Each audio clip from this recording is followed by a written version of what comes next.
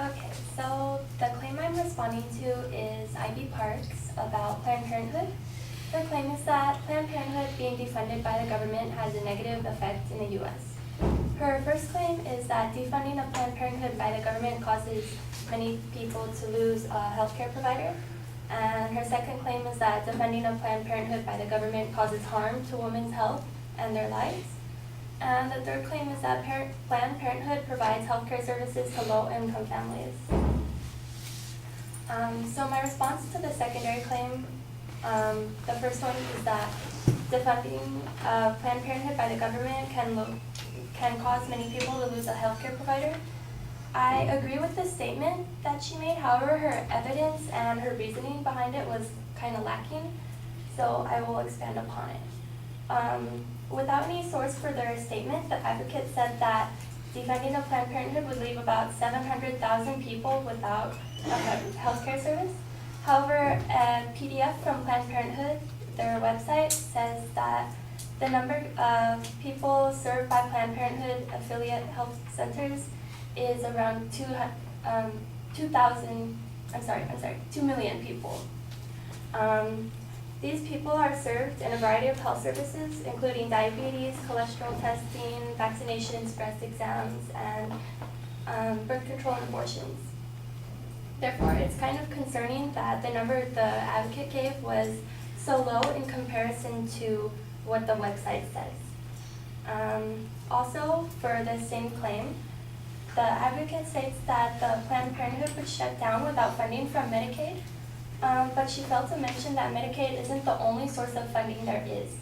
According to Planned Parenthood's annual report, 56% of their revenue comes from non-government and private donors, in comparison to 41% of the government reimbursements, which is like Medicaid.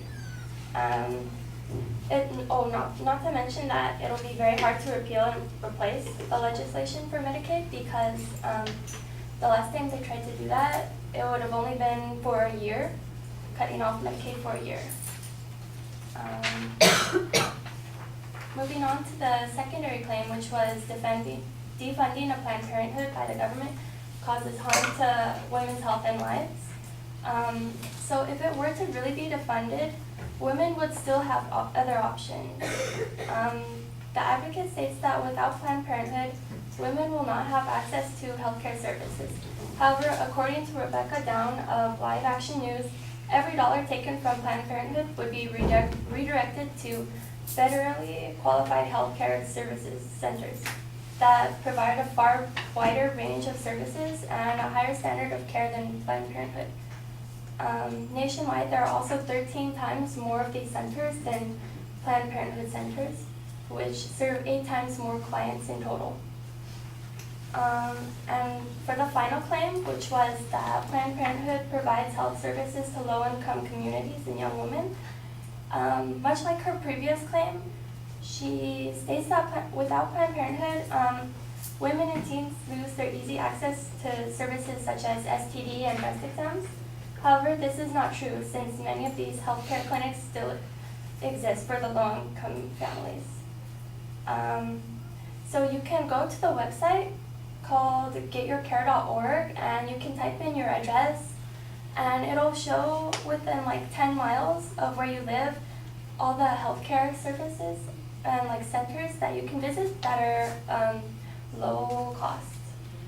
And according to this website, there's over 13,000 of them, both the federally qualified healthcare centers and rural health centers. In comparison to 13,000, Planned Parenthood only has 650 clinics. So in conclusion, the advocate is correct in that defunding of Planned Parenthood will be negative for the U.S. However, their evidence and reasoning was lacking. And through some of the research I did, I found that if it were to be defunded, women would still have other options to go to. Thank you.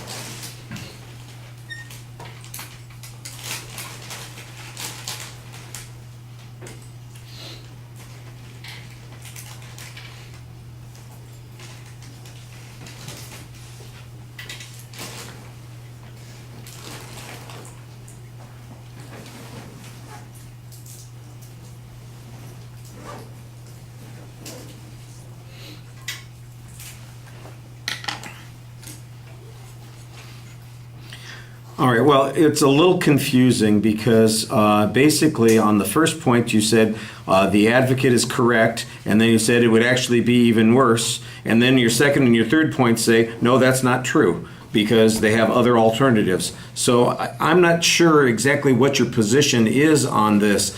If you're taking the same position as the advocate, then we don't have an argument, and your dispute is just saying, here's a better way to prove it. But your second and your third points make it sound like there is a dispute on this argument, that people aren't going to suffer, there isn't going to be a problem because they all have access to other healthcare systems, and in fact it would be more beneficial to them because there are more of them and they provide a greater number of services. So you need to look at the consistency of the positions that you're taking on the secondary claims in order to advance your argument. And I would always hesitate to agree with the main premise of the advocate's claim, regardless of what you... Where are you? I know you're here somewhere. There you are. Regardless of what the reason is, as I said a lot of times before, let's use the analogy of the criminal justice system. If you're the defense attorney and you simply said, well, yeah, my client's guilty as hell, but the advocate didn't prove that, and I'm going to give you some reasons not to believe it. Even though you're not proving that particular point, you're not helping your position there. And if you think that the advocate's correct on that, don't say that. Tell us what they are incorrect on and explain why that makes the most important reason for us to pay attention to what's going on here. Like I said, I thought your second and your third points were doing exactly the kind of thing that you needed to do on this particular point. The Planned Parenthood claims that they serve, I wouldn't have made the 2 million claim. I'd have said, all right, so they say they serve 700,000 people. That's 700,000 people who need Planned Parenthood for services. But those 700,000 people could be served by 13,000 clinics compared to the 600 clinics that Planned Parenthood has. All of the money that would be taken from the Medicaid would be going to these other clinics, so that's going to expand service. Why is this going to be harmed? Plus, Planned Parenthood isn't necessarily going to disappear because you did have a statistic somewhere that says, nearly 60% of their budget comes from private sources. So why would they have to go out of business? It's just that some of their services are going to shift around. I think you've got a good argument here, but you kind of don't clearly make the argument at the beginning. And I thought that there was very good evidence in your argument too to support those second points. All right, thank you.